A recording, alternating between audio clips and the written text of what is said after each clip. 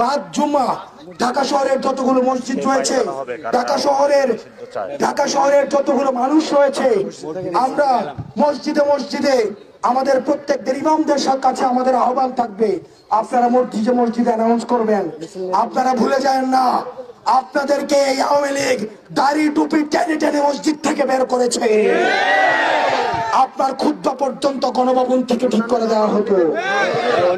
প্রিয় সহযোদ্ধা, অন্যান্য যে ধর্মাবলম্বী ভাইয়েরা রয়েছেন, আমরা বাংলাদেশপন্থী প্রত্যেকটা নাগরিক সবাইকে আমরা আহ্বান জানাবো। প্রিয় দেশবাসী, আজকে 5 জুম্মা আমরা এই যমুনার সামনে ফোয়ারাতে মঞ্চ তৈরি করা হচ্ছে।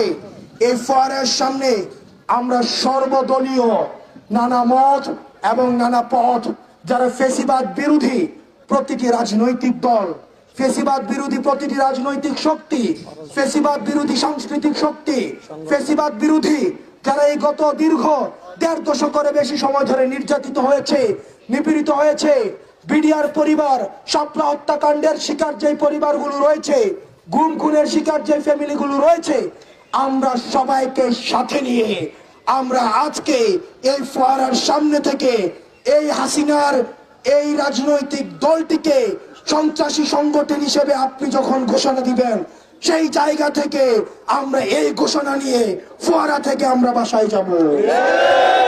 সেই পর্যন্ত সারা বাংলাদেশের জনগণকে আমরা বলবো, আপনারা নেমে আসুন। আপনারা জনতার কাতারে যেভাবে 5 আগস্টে নেমে এসেছিলেন, যেভাবে জুলাই নেমে এসেছিলেন, ঠিক সেভাবে নেমে আসুন। আমরা